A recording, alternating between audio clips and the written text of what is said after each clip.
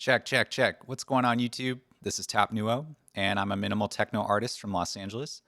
Today, I'll be doing a breakdown of how I made the record Top Floor featuring 92 Jelani. And this is somewhat of a part two video because Jelani actually posted a part one showing how he used his modular gear to make the foundation for this record. So definitely go check that out. I'll put that in the description. And let's go ahead and just listen to what we're going to be working on today.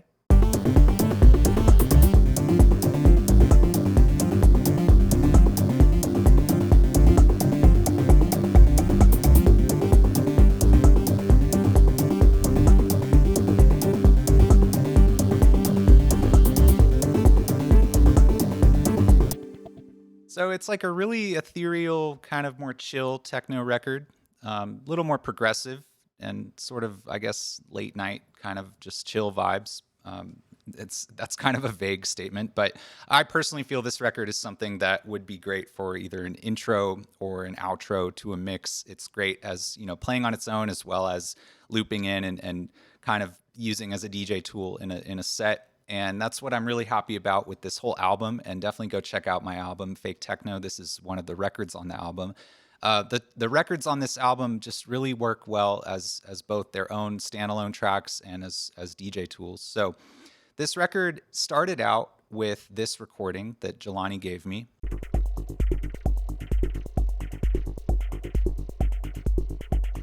And that's all just raw from the synthesizer. That's just all hardware stuff. And it came out really smooth, really clean. And it's a great loop to then turn into, more of a evolving idea. So he gave me this original kick, which I ended up changing. Oh.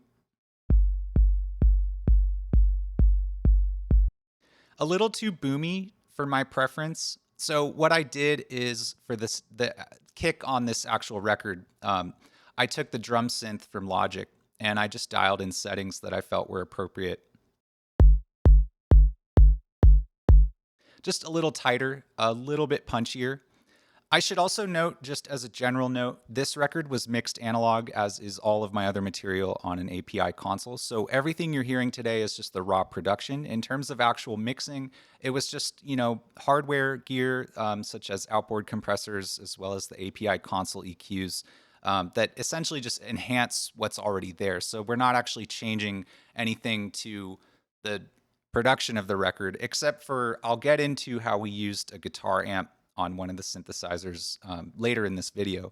But that was really the only additional icing on the cake we added in terms of production. So he gave me that kick drum as well as these percussion elements.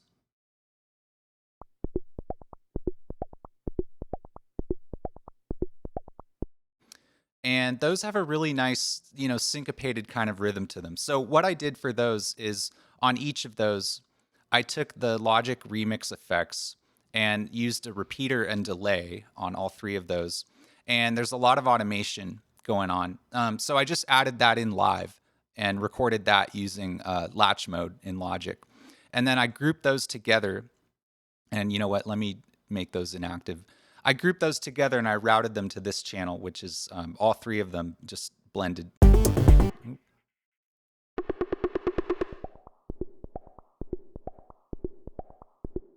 That just makes it easier for working on it, as well as it made it easy to then route that to a bus with a reverb, just like a deep kind of reverb, to give it more space, more color, more character. So let me go ahead and hide these guys. So I took that, and then he also gave me this bass synth.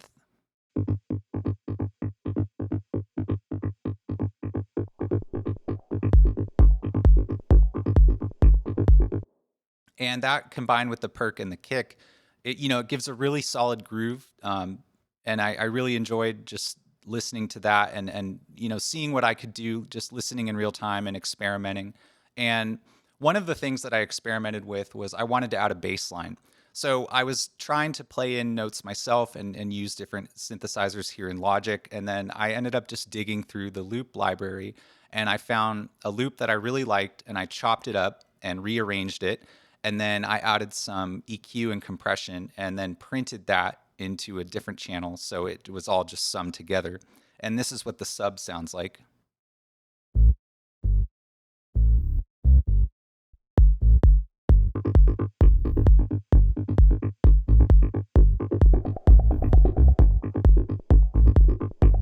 And as you can see on that pop percussion print channel, there's also automation going on with the volume, just to keep things interesting, keep things moving.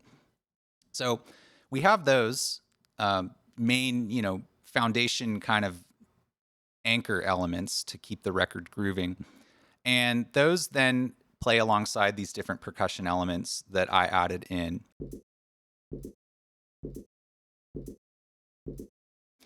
And this is just another loop from the Logic library, which I just took one teeny tiny sample from it, and I really liked how it sounded. And then I just, played it over and over and over to essentially be like a really thin sounding snare. We have another percussion loop, which, yes, is also from the Logic library. Again, just chopped up and intentionally placed in. And that has some filtering on it, because it's too bright on its own like that. I wanted to kind of tuck it in there and have it fill out more of the low mid range. And then that's playing alongside a snare, which is another loop that I just chopped up. I liked one teeny second of it. But this actually, if I take off this processing, it sounds remarkably different. It's a pretty heavy snare. And what I did is I added the delay designer, and I was just going through different settings.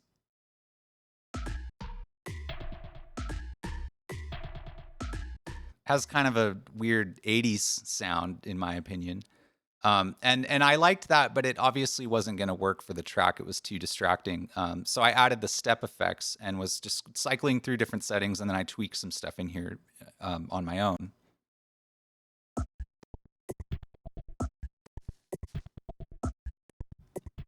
So as you can see, it turns into just a more, I guess, groovy sound, something that works better with the 4 on the floor kick.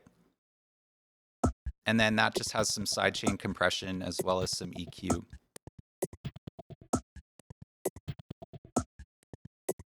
So let's go ahead and solo all those together.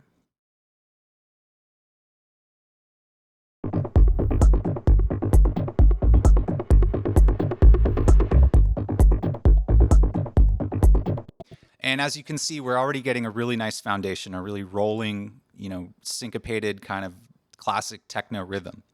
So then that has another perk element, which is something that I printed. And if I check my hidden tracks, honestly, it's been a minute since I opened up this project. I don't specifically remember where this sound came from, but let's take off the processing and just hear the raw sound.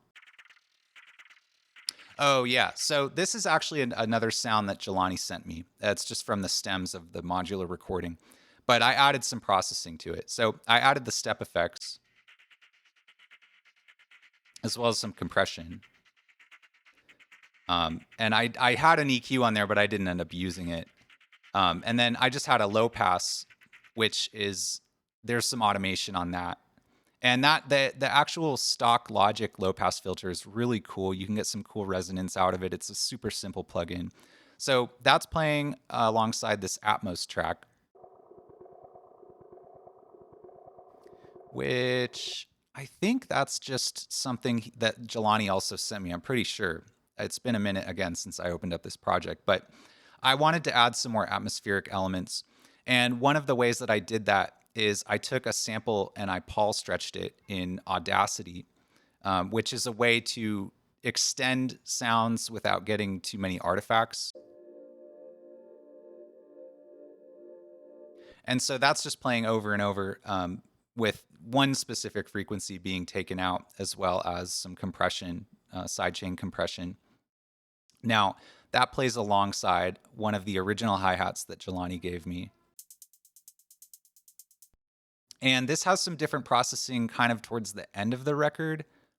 I think, yeah, so it's sidechain, but then here in this part of the arrangement, the hi-hat kind of opens up because it's being squashed by the kick drum, but it worked nice for the arrangement to have the hi-hat in this specific part kind of open up more.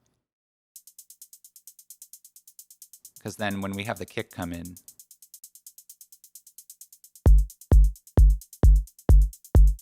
just gives a little more shuffle. So let's go ahead and hear everything that we've just discussed.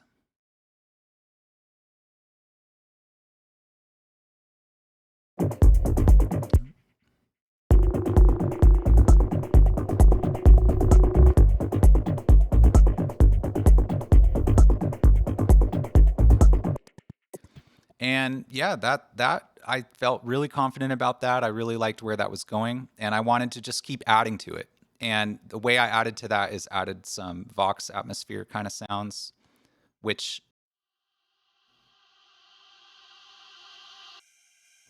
they just act as a turnaround. And they're mixed pretty low. I mean, it's minus 28 on the volume meter. It's super tucked in there. It's the kind of thing where when you mute it, you notice that it's gone. And then I added my own hi-hats. So these are just hi-hats that I drew in with the Ultra Beat, and they have some bit crusher processing on there.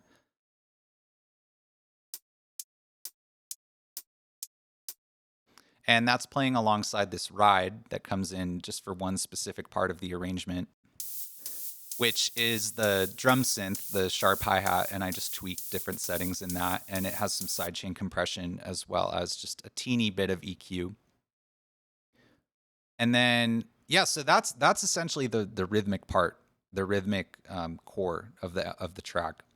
And I really liked, just the way that it kind of left something to be desired, essentially. Like it had a great, how do I explain this? It had like a pocket where you could just throw in some chords, and I heard them in my head, and I wanted to experiment with different settings of sounds and see what chords would work the best. So I drew in these chords, and those chords sound like this.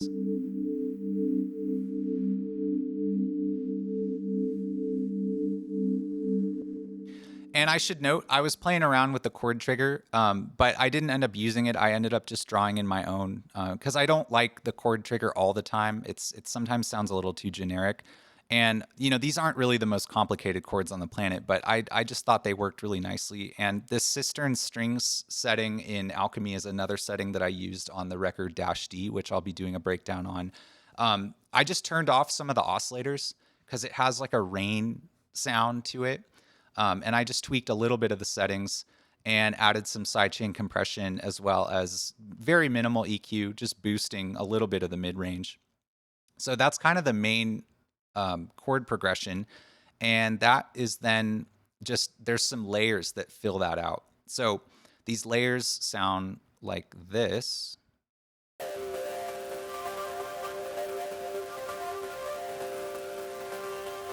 And that's just the Alchemy synthesizer with some distortion coming through the step effects as well as some EQ. But again, minimal EQ processing. The whole concept with this record and that I'm trying to take with production is don't really fight the flow. Try and find sounds that complement each other, and you don't have to process like crazy.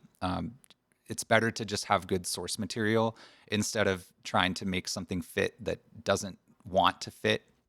So that's playing alongside some strings, which are an octave up. Let's see. There we go. Oh, why don't they want to play? Let's see. Yeah, there we go.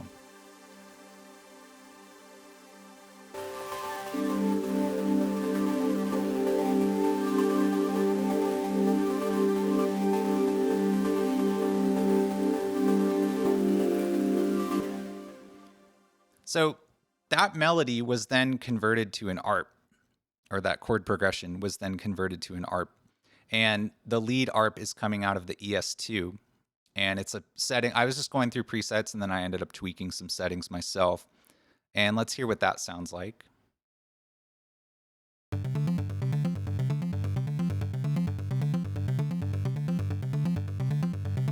And that just has some sidechain compression as well as some EQ, cutting off the sub frequencies. So that was kind of the lead driving art behind the track. And then that's layered alongside this,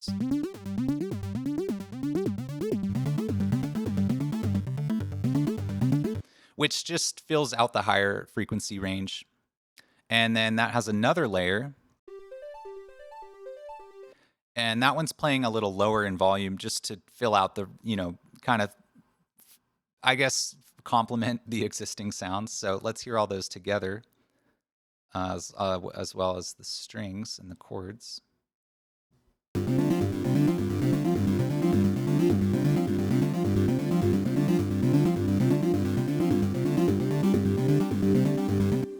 And there's something about that combined with the bass, with the sub,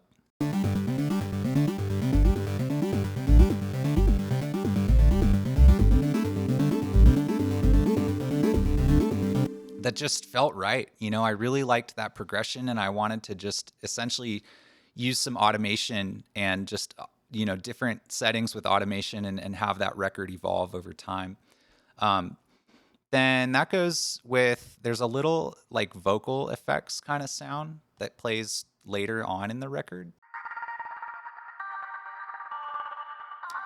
And what this is, it's two different loops from the Logic library that are kind of different versions of the same loop. And then I changed some stuff, I edited them and then printed them together into this channel. And then that's going, there's just a little bit of like reverb that's going from the FX into that. Now, in terms of like the arrangement, so when we were in the studio, we wanted to add some more color to the record.